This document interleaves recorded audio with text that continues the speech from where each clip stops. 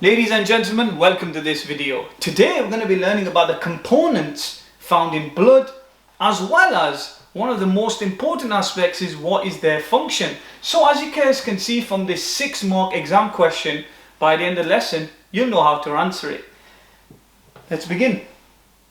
One of the aspects that always interested me about blood was what was about blood that made it so difficult to wash off for Maximus.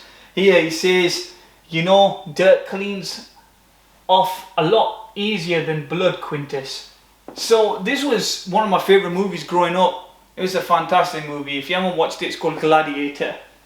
That got me thinking, why don't we find out what does blood contain? Okay, so what is blood? Blood is a tissue. It's a group of similar cells which work together to perform a specific function. Blood cells. Now red blood cells are this biconcave shape. They don't have a nucleus for increased surface area, and they actually transport oxygen around the body. Large surface area contain hemoglobin which picks up oxygen, has no nucleus to make room for more oxygen. So it's very important that you understand that. And by the way, their shape is a nice round one. It looks like a donut. White blood cells. These are our main line defense. So very, very important. Think about it. If there's a disease coming or there's an infection, these guys know and they're working. White blood cells contain a nucleus and help to defend against microorganisms that cause disease. When you have an infection, white blood cells count increases as they multiply to fight off the infection. There are different types of white blood cells. For example, there's phagocytes, are white blood cells that change shape to engulf unwelcome microorganisms. This is called phagocytosis. On the other hand, there's lymphocytes as well, which are a group of white blood cells that have different functions depending on their types. For example, B lymphocytes produce antibodies against microorganisms. So some produce antitoxins to neutralize any toxins produced by the microorganisms. Some microorganisms, for example, bacteria, like producing toxins. Platelets, now these are very, very important. I was actually interested in platelets from history. There was the Tsar's son, whenever he used to fall down, he had an issue called hemophilia. And I was very fascinated learning about him, about Russian history in high school. And I remember hearing a story about this guy, and even if he falls down, it could be potentially life-threatening. His blood didn't clot, and that was because he lacked platelets. Let's have a read. Platelets are small fragments of cells. They have no nucleus. They help the blood to clump together at a wound.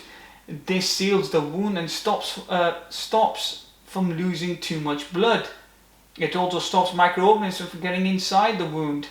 A lack of platelets can cause excessive bleeding and bruising, which is exactly what one of the Tsar's son had. He had this condition where he didn't have enough platelets. So these are very, very important.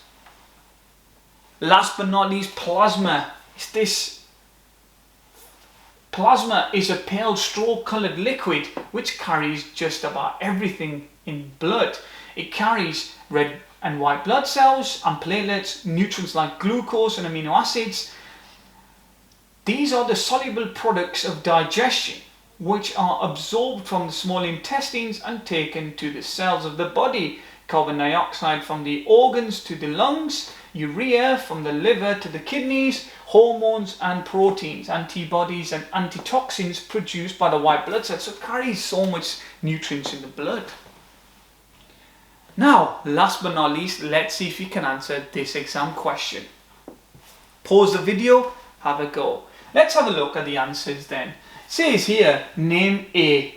A is a white blood cell. What's the function of white blood cells? It protects our body or defends our body from microorganisms. It can either produce antitoxins or antibodies. B. What is B? Now, B looks to be platelets. Now, B, you could write down platelets, and then what is the function of platelets? Helps our blood clot, stopping excessive bleeding and bruising, and also stops little microorganisms from getting into our body. C would be plasma. So as you guys can see, they actually labeled the easiest one for you. Tricky guys. Red blood cells, white blood cells are A.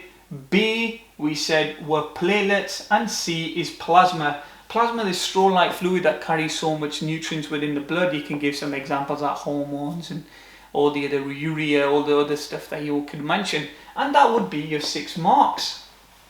Last but not least, we're not finished with Maximus, and this is your task. Write a scientific letter to Maximus explaining what blood is composed of. Include diagrams in your book. So this is the task. I've already started writing to him as our one Trello, Spain, Maximus Meridius, General of Roman Army, your address name. Dear Maximus, I'm writing to you today. By the way, I'm not finished the letter. I'll be cheating. Because then you'll just copy me. I am writing to you today about what blood is composed of. Human beings contain approximately 8 pints of blood in our body. Blood is very important as it transports many important substances around the body. For example, glucose and oxygen, which is vital for releasing energy via aerobic respiration. As a general in the army and a gladiator, you consume substantial amounts of energy whilst fighting in the battlefield and arena. And then you guys have to finish this. You have to tell me what red blood cells do, white blood cells and plasma, and then finish it off saying thank you very much General Maximus. And yeah, that's the end of the video. Bye.